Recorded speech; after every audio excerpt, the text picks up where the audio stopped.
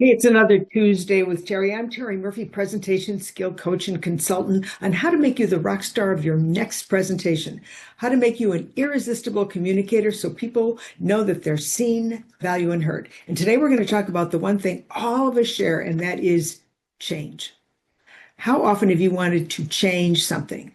Your job, your income, your weight, how you dress, how you speak, who you hang with, what are your interests. You want to change, but then what happens?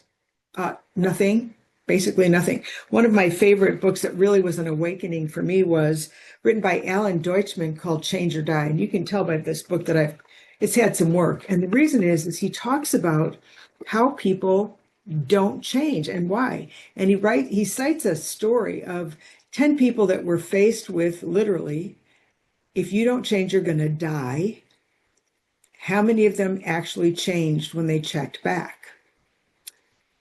1 out of 10 people, knowing you're going to croak if you don't take care of yourself. And one person, now that's pretty dire. And so often it's not some crazy thing that you want to change, but if you really want to change, what does it take? And what would you change? Well, one of the things that I learned from Mr. Deutschman is that there's literally three ways for us to think about it. One is, how do you relate to self? You have to say to self, what is it about this change that I would want to do? You got to sell you on you. If I would speak more eloquently, if I was more persuasive in the courtroom, if I was more approachable, what would that look like? And what's the purpose of that? What would it do to enhance my life, my lifestyle, whatever? And the second thing is, of course, repetition. We all know that repetition, when done right, gives a new outcome. And so if you know that you do one thing, it's an awareness, and you want to change it, once you become aware of it, then you have the opportunity to repeat a different behavior. You can't change a habit.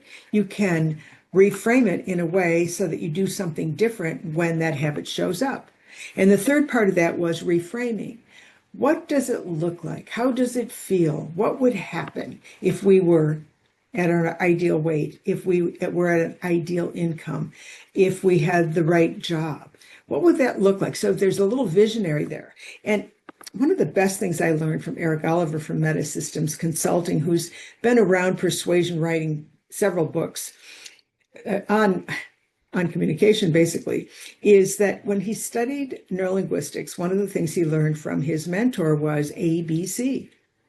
A is the awareness. Are you aware that you use the word like, so, now, whatever, equals the behavior, right? A equals B, and B equals C, which is the change.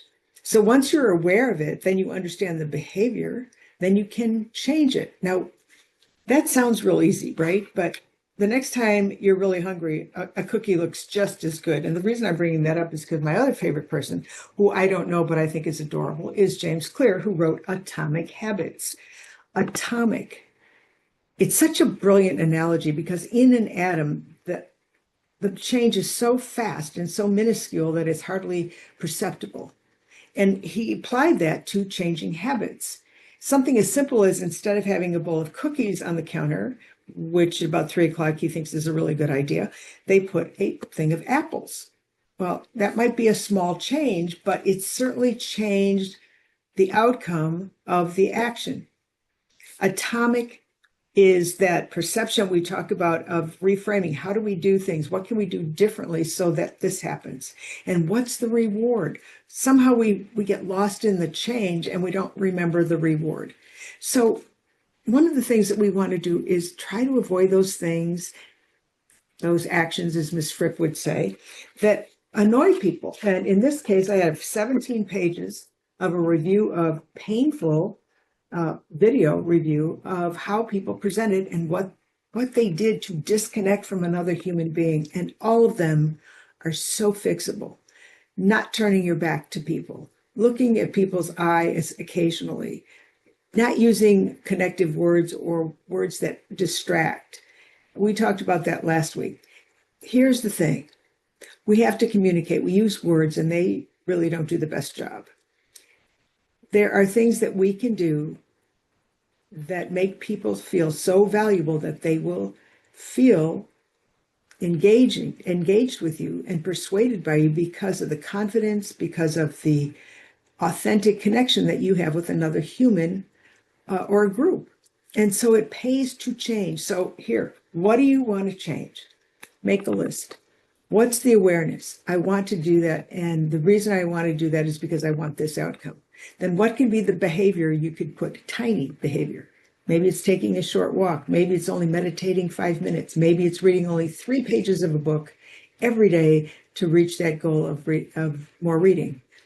Whatever it is, you can change the behavior if you are aware, if you know where the behavior goes, and you can change the outcome.